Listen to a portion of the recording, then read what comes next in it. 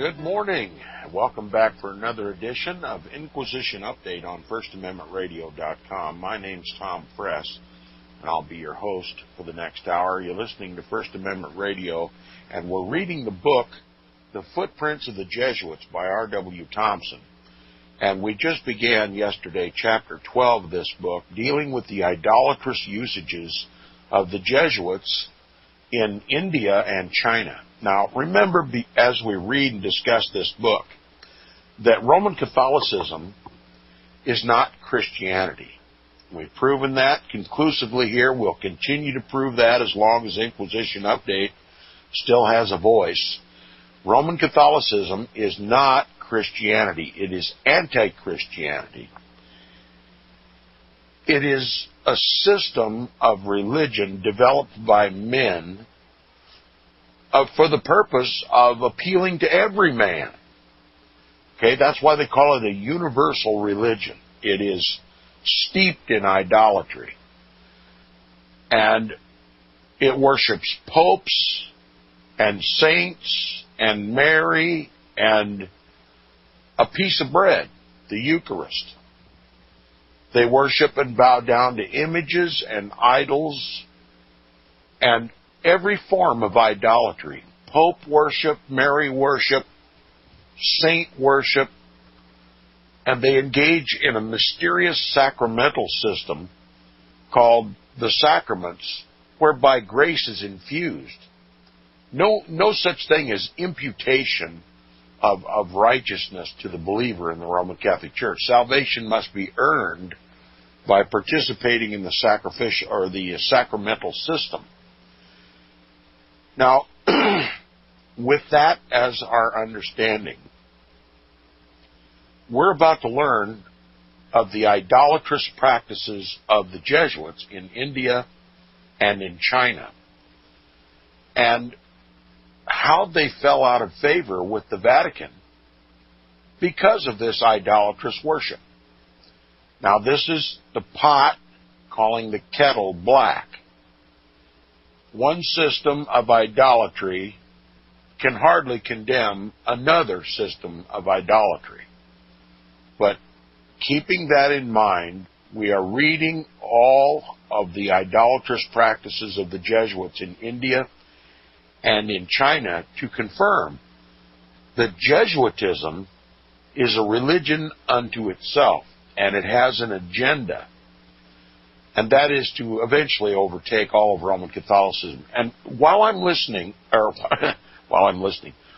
reading this, also keep in mind what the Jesuits accomplished through Vatican Council II and ecumenism. That is, reuniting all the Protestant churches, an attempt to reunite all the Protestant or evangelical churches, as they are called today, back to the Roman Catholic Church, and then to unite all the religions together in the world. All religions. A global religion that accepts every religion as a valid pathway to, one hesitates to even say heaven, but nirvana, whatever they want to call it. Okay? The ecumenical movement is really the culmination of this universal religion we called Catholicism. Now, if that's enough to keep in the back of your mind while I read, I'll begin now on the first full paragraph on page 197 of the book, if you're following along. It's about halfway down the page. Let me see if I can get rid of this frog. My apologies.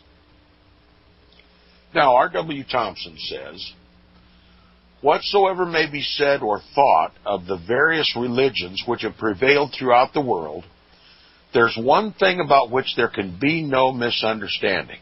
That is, that the Brahmanism of India and the Christianity of Christ cannot be united together harmoniously. That's a small thing to say. The Christianity of the Bible cannot mix with any other religion. Okay, it's very exclusive. We're under this impression that that religion should be all-inclusive, that God should not be the judge, the universal judge of the universe, and that there ought to be many pathways to God. The broad road should be the rule and not the exception. But R.W. Thompson informs us that Brahmanism is incompatible with Christianity, stating the obvious. Okay? Now, there are many reasons for this, apparent to every intelligent mind, but a few only are sufficient for present purposes. He's going to give us some examples here. It has always been the central idea of the former that Brahma should be worshipped through a multitude of deities, representing each passion and emotion of the mind, and that his wrath shall be appeased by sacrificial offerings, even of human beings, in order to reach total annihilation as the highest and most perfect state of beatitude after death. Whereas the central idea of Christianity is that worship is due only to one God, the author, capital A, of all being, and the sovereign of the universe, so that when man shall reach the last of earth, that is death, his spirit shall enter upon immortality. Brahmanism held India for centuries in degrading bondage, and Christianity was designed to lift mankind to a higher plane of being. This belief was universal among all Christians, howsoever they may have differed in forms of faith or modes of worship, and none were louder in its profession than the Jesuits, who pretended that they alone were worthy to occupy the missionary field and were specially and divinely set apart to spread the gospel among all heathen peoples. In carrying on their work, however, in India, they violated their solemn vow of fidelity to the Roman Catholic Church by casting aside every pretense of Christianity. Now, as is typical with R.W. Thompson, he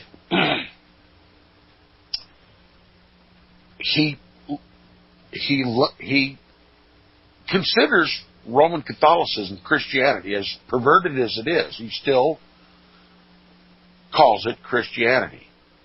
It's not Christianity at all. So keep this in mind as I read. It more properly would have called it Roman Catholicism here in this case. It says, in carrying on their work, however, in India, they, the Jesuits, violated their solemn vow of fidelity to the Roman Catholic Church by casting aside every pretense of Christianity and openly, with simulated professions of Christian zeal, adopted the idolatrous practices common to the natives.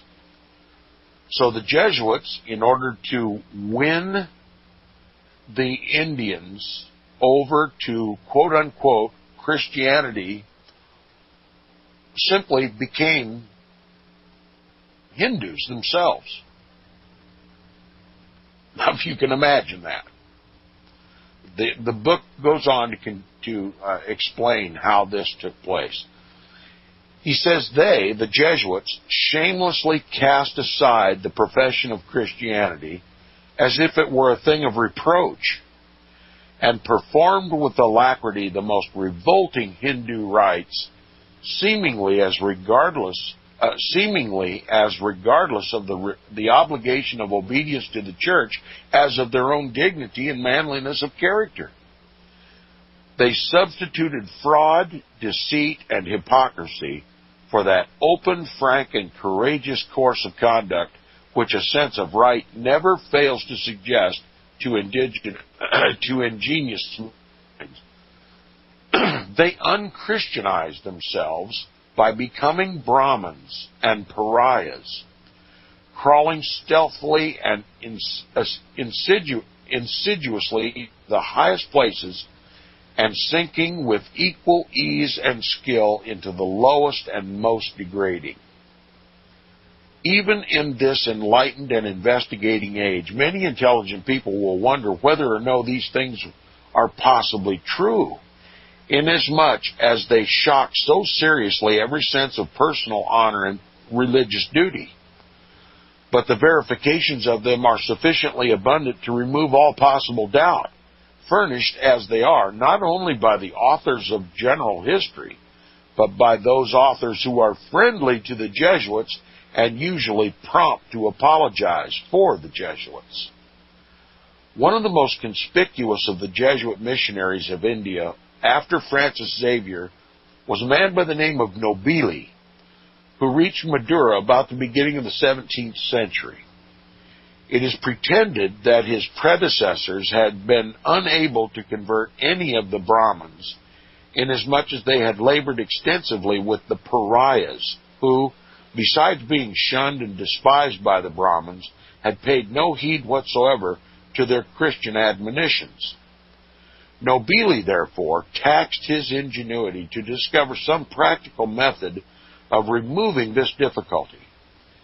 He had before him numerous examples of those who had spread the cause of Christianity by openly professing and courageously vindicating it. There was something inspiring in the thought that in its past successes, Christianity had required no disguises, but had achieved its victories over paganism in the field of open and manly controversy. To a devout and Christian mind, there was no ground of compromise between Brahmanism and Christianity.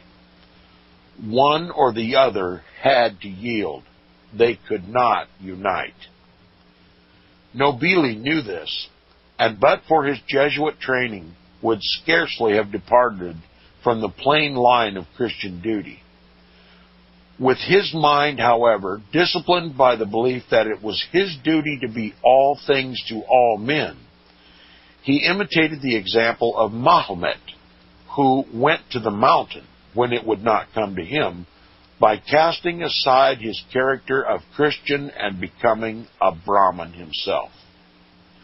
He assumed the character and position of a sannyasi, that is, the highest caste among the Hindus. What that word means is not very plain, but the Jesuits insist that those Brahmins who bore it had given some indications of penitence, and that the object of Nobili was to insinuate himself into their favor, secretly and by false pretenses, and thus bring them over to Christianity. He had to pretend to be a pariah, completely abandoning Christianity, donning the dress of the Hindus, the religious practices, even the sacrifices of the Hindus, to win them to Christianity. You imagine this? This is history. This really happened. And he says there's much reason for believing that this was an afterthought, set up as a defense when the flagrant and unchristian conduct of the Jesuits excited general distrust among the Christians of Europe. But if it expressed the real motive existing at the time, it was then, as always, wholly without justification or excuse, a plain and manifest breach of Christian obligation and duty. He could not become a sannyasi without denying that he either was or had ever been a Christian, and without solemnly affirming that he was a native Hindu and not a European, the latter known by the hated name of Ferenghis, being held in special and universal contempt by all the natives, and especially by the Brahmins. So, Europeans are loathed in India, hated, and they called these Europeans Ferenghis. And if the Jesuits were going to be successful in any event in India, they must not appear to be Europeans or Ferenghis. Now, it says all things, of course, involve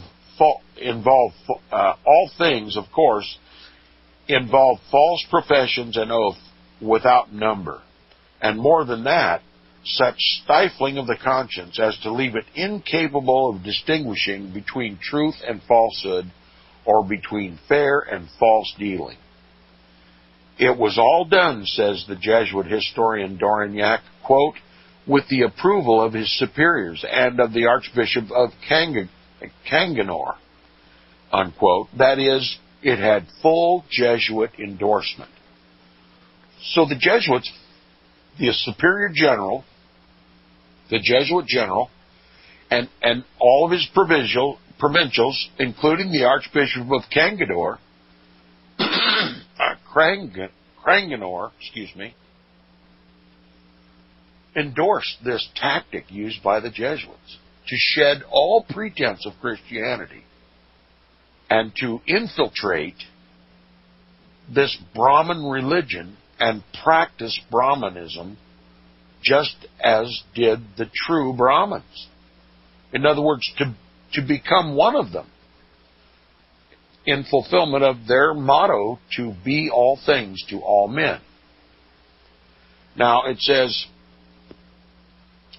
and as if it were possible to find merit in such profanation of what all Christians consider sacred, by departing from the rules of Christian life, this same authority informs his readers that Nobile appeared as a Jesuit Brahmin after he discarded all the distinguishing marks and characteristics of Christianity and presented himself in the capacity of a full-fledged native Hindu. Now, I'm going to stop here and just kind of broaden mind a little bit on this. This Jesuit, Nobile, convinced even the Hindus that he was a Hindu. As a matter of fact, he was such a good Hindu that the Hindus gathered all around him to wonder at him. He was a special example of a Hindu. He became a Hindu of the Hindus. Now, imagine the same tactic being used by the Jesuits in the Muslim world. I'm going to suggest something to my listeners. We've all seen the photographs, the motion pictures on the news of these radical Muslim fundamentalist imams standing before loudspeakers in the center of a mass of AK-47 carrying Muslims shouting, "Down, down Israel, down, down USA," whipping up these Muslims into a murderous fury. And I suggest to you that every one of these Muslim fundamentalist imams who are whipping up the Muslims to war against the United States and Israel are Jesuit priests or imams who have been indoctrinated by Jesuit infiltrators, just as convincing as this Jesuit priest who asserts himself as a Hindu. Stop and think about the ramifications that the Jesuits have asserted themselves and inserted themselves into the ranks of imams among the radical Muslim fundamentalists that are whipping up the hatred against Israel and against the United States. Think of the radical Islamics as having been nothing but the result of Vatican intrigue, of Jesuit intrigue. What is the purpose of all this? What will it accomplish for the Jesuits? To whip up the Muslims against the United States and Israel. I'll let my listeners deal with that in their own minds, but I'm sure eventually it's going to be a real eye-opener to those who are investigating this seriously. Now, getting back to Nobile here and his transformation into a Hindu, it says he assumes the costume of the penitent Brahmins, adopted their exterior rule of life, and spoke their mysterious language, says the historian. He shaved his head, wore the Brahmin dress, including earrings reaching down his neck, and to complete the illusion, that is, the deception and false pretense, he presents himself as having, quote, marked his forehead with a yellow paste made from the wood of sandaman, that is, a practice particular to the Hindu Brahmins. This metamorphosed him, and he passed for a perfect sannyasi, and the Brahmins themselves, wondering at such a rival, sought his presence and questioned him as to himself, his country, and his family, unquote. So he's become a sannyasi, and he's been accepted by the Brahmins, and they adore him, essentially. Now, his disguise, however, perfect as it was, did not cause him to forget that he was still, in fact, a Jesuit. And he, obedient to his training, carried his impostures and falsehoods far enough to make his deception complete and effectual. Consequently, quote, his oath obtained for him admission among the most learned and holy Brahmins of the East. They named him Tatuva Padigar Sonami, a master in the 96 qualities of the truly wise. And thus, by means of the most unblushing hypocrisy and false oaths, Nobili denied his religion, his name, his country, and the God who he professed to worship, and became a Hindu sannyasi, all for the quote-unquote greater glory of God, ad majorem Dei gloriam. Numerous other Jesuits imitated this example of Nobili and became both Brahmins and pariahs. Some of them were especially trained and tutored for the purpose under the elastic system of Jesuit education, each one, of course, having been carefully instructed in the best and safest modes of practicing deception, of violating oaths, and of making the basest means contribute to the ends designed to be accomplished. The end justifies the means, right? It says it is claimed for them unapologetically that they thus became enabled to convert many hundred thousands of Indians, both Brahmins and pariahs, to the cause of Christianity. No intelligent mind, however, can be misled by such a pretense as this, for if even that number of the natives were brought under their influence, they could not have risen higher than the low standard fixed by the lives of their Jesuit instructors. But this story could not be accepted as true, coming as it does only from the active agents of this vast system of fraud and falsehood. It is far more likely to have been only one more untruth added to the multitude which these Jesuit impostors were in the habit of repeating daily.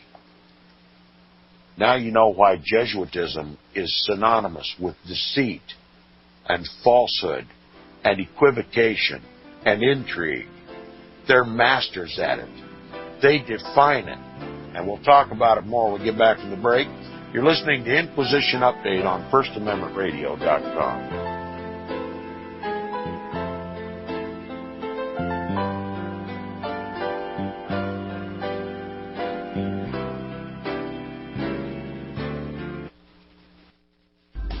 Years ahead of the dominant media, FirstAmendmentRadio.com and FirstAmendmentRadio.net.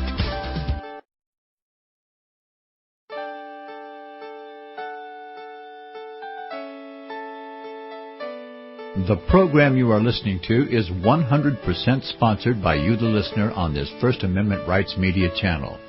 You will notice that there are few commercials on this radio network. There's a good reason for that. Corporate advertising dollars come with strings that limit program content. So without your help, these programs cannot continue on Internet or our several affiliates. If you benefit by the educational law programs, we ask you to give. If you are admonished or nurtured by the Bible and ministry programs, we ask you to give. If some voice a cause that you are passionate about, we ask you to give. If you believe in any of these, we ask you to support them as you would a missionary on a continual basis, as if giving a tithe for missionary radio. These programs are not commercially viable and must be supported by those faithful to the cause of truth. Look for the button to sponsor your favorite programs at our listen and schedule pages on the Internet. Then, when you subscribe, we will send you the last quarterly MP3 CD of that program immediately, and continue to do so with each new quarter. We will also give you unlimited archive access to all of our programs. We're asking you to give much less than a tithe, so that you may also send support directly to a particular program host, cause, and anywhere else the Spirit may lead you.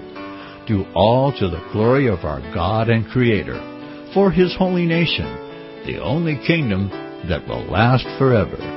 Thank you for listening.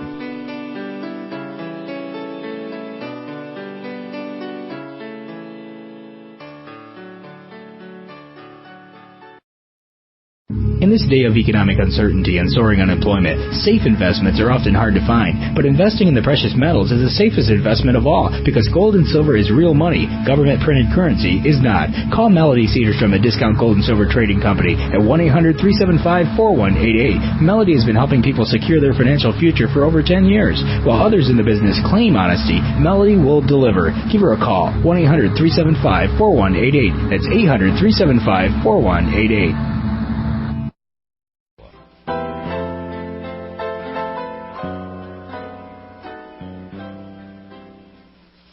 Okay, welcome back from the break. You're listening to the second half hour of Inquisition Update on First Amendment Radio. Here we have an example of the Jesuits becoming Hindus. Becoming Hindus in every respect. Totally abandoning all of quote-unquote Christianity and becoming Hindus. And it is claimed that in doing so, they won multitudes to Christianity.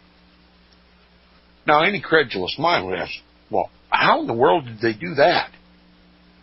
If they completely abandoned Christianity in their every act, their every thought, their every word, their every deed, abandoned their religious Christian monkish dress, and donned the trappings of the Hindus, how in the world did they convert anybody to Roman Catholicism? Now it says it is claimed for them, the Jesuits, unapologetically, that they thus, by doing this, became enabled to convert many 100,000 Indians, both Brahmins and pariahs, to the cause of Christianity. No intelligent mind, however, can be misled by such a pretense as this. For if even that number of the natives were brought under their influence, they could not have risen higher than the low standard fixed by the lives of their Jesuit instructors, their Jesuit deceivers. Is a better way to say it. What kind of Christians would they have made? What kind of Roman Catholics would they have made? It says, but this story cannot be accepted as true, coming as it does only from the active agents in this vast system of fraud and falsehood. The Jesuits, a vast system of fraud and falsehood. It is far more likely to have been only one more untruth added to the multitude which these Jesuit impostors were in the habit of repeating daily. Besides, if any such conversions to Christianity had occurred, the impostures of the Jesuits would have been discovered and the whole of them driven from the country. Yeah, that's a good idea, isn't it? The Jesuits then in India admit enough themselves to assure us of this. One of them said, quote, Our whole attention is given to concealing from the people that we are what they call Ferengies. The slightest suspicion of this on their part would pose an insurmountable obstacle to the propagation of the faith, unquote. The plain and obvious import, which is that honesty and fair dealing would have weakened the cause of Christianity, whereas its strength was increased and maintained by false pretenses, false swearing, and the false profession of devotion to the Brahminical religion. The Brahmin religion. Now another Jesuit said this, quote, "The missionaries are not known to be Europeans. If they were believed to be so, they would be forced to abandon the country, for they could gain absolutely no fruit whatever. The conversion of the Hindus is nearly impossible to evangelical laborers from Europe. I mean impossible to those who pass for Europeans, even though they wrought miracles," unquote. So to win converts, these European Jesuits abandoned their Christianity, as it were, their Roman Catholicism, and became Hindus. And they say that they led multitudes to the Christian faith.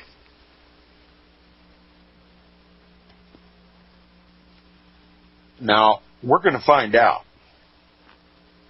how these Jesuits led multitudes of Indians to the Christian faith. But we'll continue. It says, at another place he represents that it, quote, would have been the absolute ruin of Christianity, unquote, if the Jesuits had been known as Ferengies or Europeans. That is, that in order to advance Christianity, it was necessary to deny it, even under oath, and to profess that the idolatry of the Hindus was the true worship of God.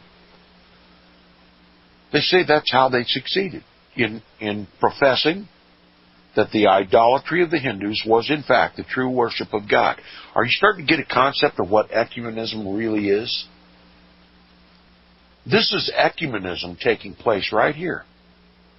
That all religions are valid pathways to God. This is Jesuitism. Ecumenism is Jesuitism.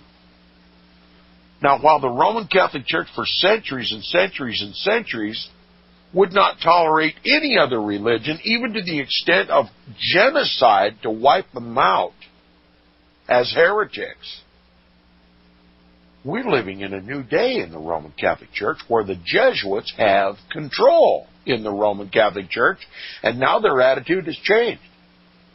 We're all going to worship God together. You can call him Brahman, you can call him Confucius, you can call him Muhammad, you can call him anything you want as long as you obey us. That's ecumenism. That's full-blown ecumenism.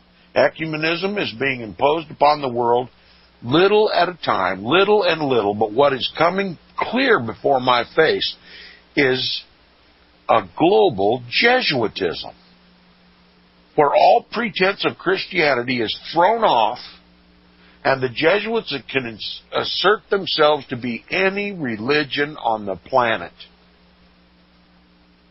as a valid religion, to win them all to Christ, they say. Well, who is it in Jesuitism that is the Christ, the voice of God on earth? The Jesuit general.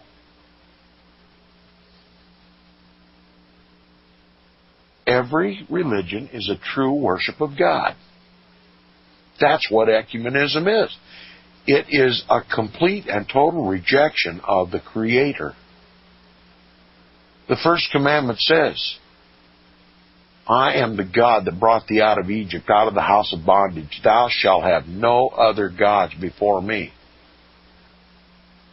But there is none of these pagan religions that worship the God of the Bible. And yet the Jesuits see nothing wrong in denying the God of the Bible and accepting the God of the Hindus, or the God of the Chinese, Confucius, or any other God on the planet. That's ecumenism. Now, the pretense of the Jesuits, therefore, that immense number of converts to Christianity were made by them, must have been entitled to no higher credit than their other professions. At all events, the acknowledged authors of a system of falsehoods and deceptions are not entitled to our confidence. It is possible, however, that they may have succeeded in baptizing in secret a few of the natives, and that some Brahmins were among them. Now we're going to find out how the Jesuits accredit themselves of having Christianized multitudes in India. Get their idea of what it is to become Christian. Listen to what it says. It says, but if they did, it is quite certain that the ceremony must have been administered by stealth, and generally so, that those who were baptized had no distinct knowledge of what it meant, and may not even have known the time of its administration. At no point in the Jesuit missionary system has more harm been done to the cause of true Christianity than this. Millions of ignorant and deluded people have been persuaded to believe that Christianity consists of nothing else but the mere ceremony of baptism, without any intelligent conception of God. Francis Xavier commenced this system in India, and these Jesuit Brahmins who followed Nobili were his imitators. Taking all the accounts together, the number of converts in India was simply enormous. And yet in 1776, after the Jesuits had left there, a very small percentage of their estimated numbers were found. But these exaggerations are more excusable than the methods adopted to impose baptism upon unsuspecting and simple-minded multitudes. The German historian Steinmetz, alluding to this, says, quote, they insinuate themselves as physicians into the houses of the Indians. They draw a wet cloth over the head and forehead of the sick person, even when at the point of death. They mutter privately to themselves the baptism service and think they have made one Christian more, who is immediately added to the list. So there's how the Jesuits claim to have converted to Christianity multitudes in India. They baptized them with a wet cloth on a sick bed without their knowledge. Now it says the Jesuit de Burgess is represented by him as saying, quote, when the children are in danger of death, our practice is to baptize them without asking the permission of their parents, which would certainly be refused. The catechists and the private Christians are well acquainted with the formula of baptism, and they confer it on all these dying children under the pretext of giving them medicine, unquote. That is, by that kind of pious fraud which, according to the Jesuits, promotes the greater glory of God. Another Jesuit father whose experience in India enabled him to speak advisedly mentions one woman, quote, whose knowledge of the pulse and the symptoms of approaching death was so unerring that of more than 10,000 children whom she had herself baptized, not more than 2 escaped death, unquote. So here we have a woman that is so astute in positively identifying the last throes of life before death ensues, took it upon herself to baptize these people without their knowledge while they were dying by simply wiping a wet rag over their head. or dropping a few drops of water on their forehead. And these people are all added to the list of converts to the Roman Catholic Church, thanks to the Jesuits, see? We talk about fraud and deceit. And what does this do to Christianity? This is why I tell my listeners, you now have no more excuse to call Roman Catholicism Christianity. I mean, the best you can do is just call it Roman Catholicism. But the truth is, if you were really going to call it what it is, you would call it Antichrist. Jesuitism, Roman Catholicism, and all forms of idolatry, especially those claiming to be Christian. The principal two that I've just mentioned, Catholicism and Jesuitism, do more damage to Christ than any other power on earth. That's the horror that we perpetuate when we wittingly or unwittingly continue to call Roman Catholicism or Jesuitism Christianity. The reason heathens around the world reject Christianity is because of the example of these Jesuits and the monkish orders of the Roman Catholic Church and the popes and the priests and the prelates of the Scarlet Harlot in Rome.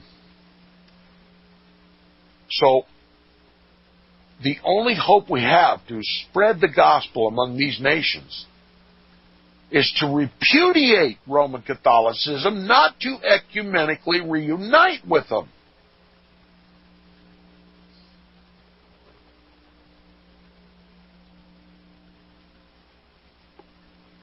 What harm are we doing to the gospel around the world, to all the heathen nations, when we preach ecumenism, a union with the Roman Catholic cult? We're destroying the gospel of Jesus Christ by embracing Romanism. We're doing the same disservice to Christ that the Jesuits do. Ecumenism is the most lethal enemy in this country. And ecumenism not only pervades the churches, but it has pervaded the government. It has now set the course for the United States of America, and I don't believe there's a retreat to that course. I think we're seeing before our very eyes the very downfall of this nation. It has repudiated Christ through the ecumenical movement. I call the ecumenical movement the last straw on the camel's back. The camel's legs have finally crumpled. Despite all the other sins of the Christian church, this ecumenical movement is to take the cake.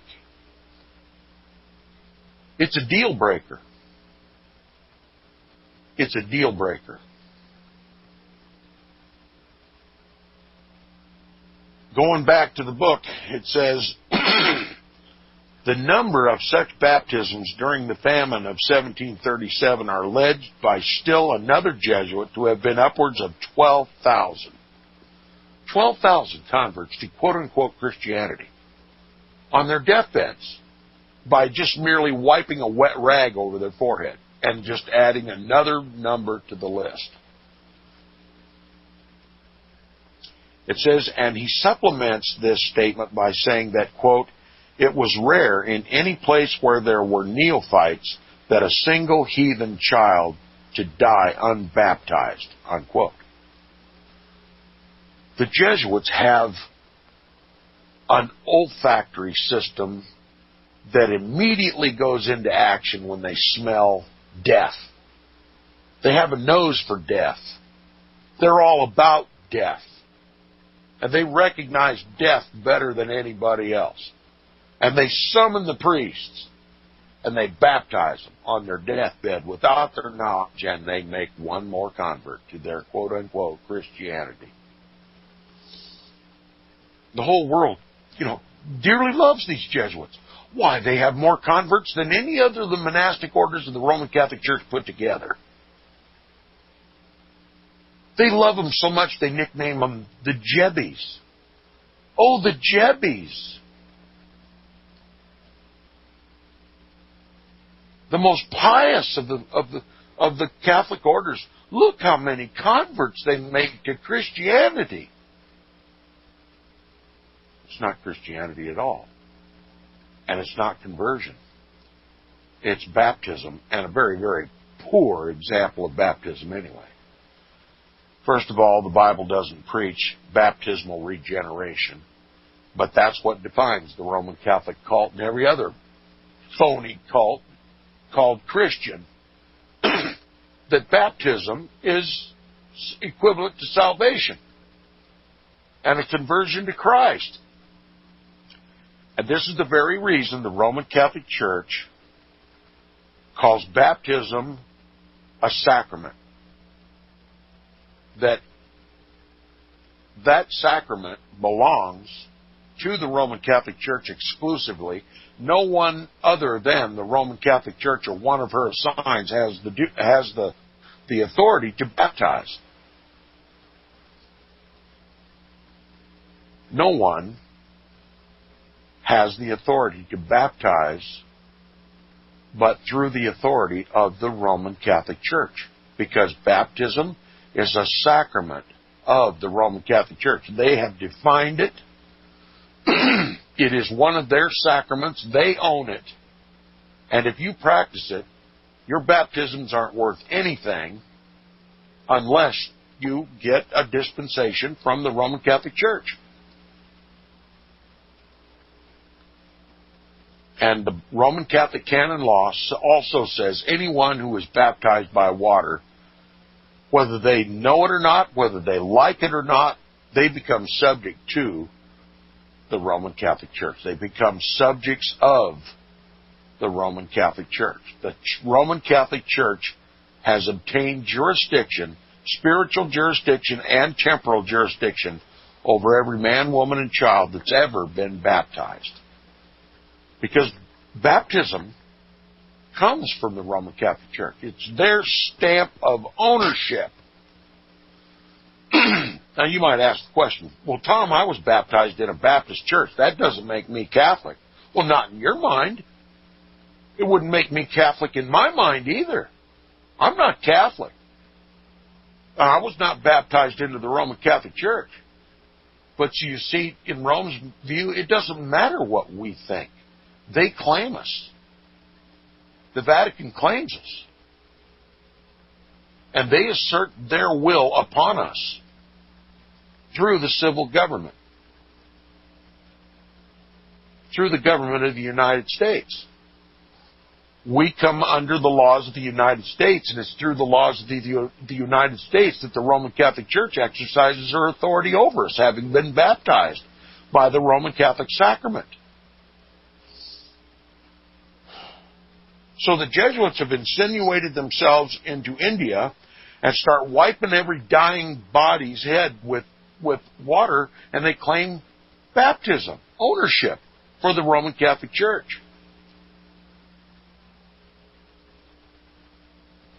You know, if it were a joke, we could just forget about it, but it's no joke to the Roman Catholic Church. Now, they may not be able to effect every ownership that they claim until they get control of the federal government, but when they get control of the federal government becomes the agent or the right arm of the church. And if the Pope says every man, woman, and child in the United States shall come to Mass on Sunday morning, then the civil government will impose it. And the civil government, if you don't show up for Mass on Sunday morning, can sanction you. Economic sanctions. Then they can devolve into temporal sanctions.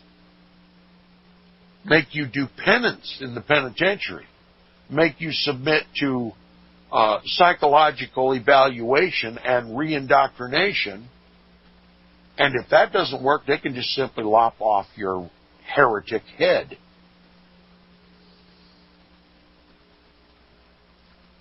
It's history repeating itself. The New World Order is just the re-establishment of the Old World Order. It's going to operate the same way as it did before.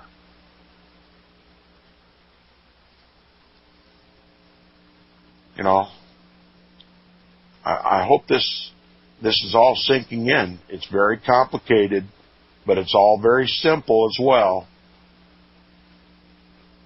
It says, and he supplements this statement by saying that, quote, it was rare in any place where there were neophytes for a single heathen child to die unbaptized.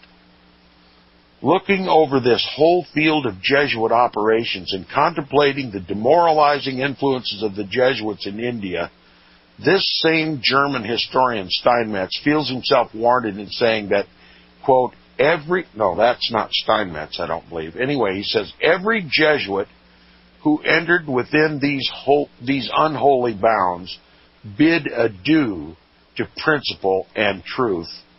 All became perjured impostors, and the lives of all ever afterwards were but one long, persevering, toilsome lie.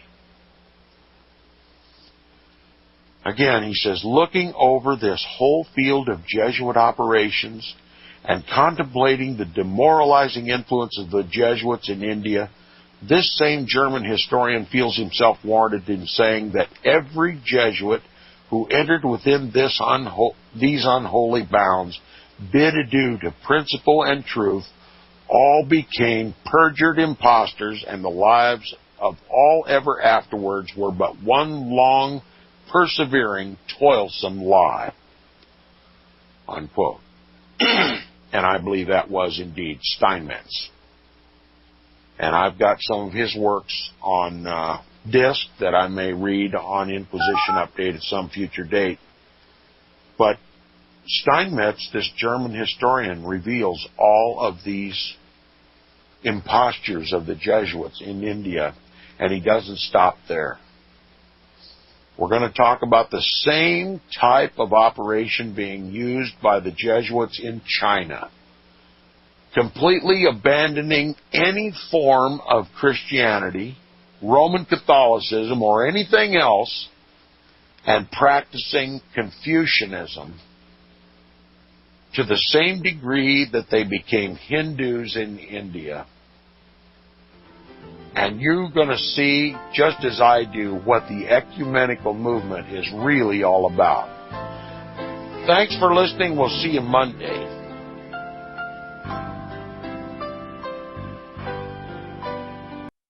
Visit crosstheborder.org, CROSS, crosstheborder.org, to get your print, EPUB, or PDF version of the book, The Rapture Will Be Canceled. That's crosstheborder.org. I know you all want answers, and believe me, so do I, and I'll do my best to get them.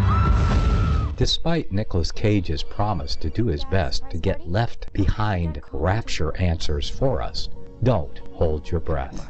Not everyone believes Left Behind is true prophecy. Some may even regard as conspiratorial the mainstream re-release of the Left Behind movie, with actor Nicolas Cage portraying the main character, as an attempt to further reinforce in the minds of all this perception of false prophecy, in order to condition the masses for the play about to begin. If you want true Bible prophecy answers, get the book, The Rapture Will Be Canceled.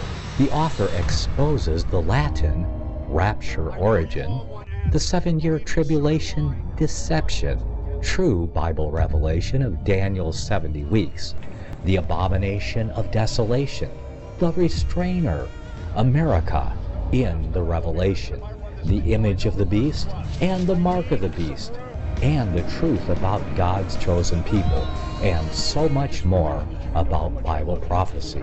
This book will shatter the Left Behind paradigm of future events. Get the book, The Rapture Will Be Canceled.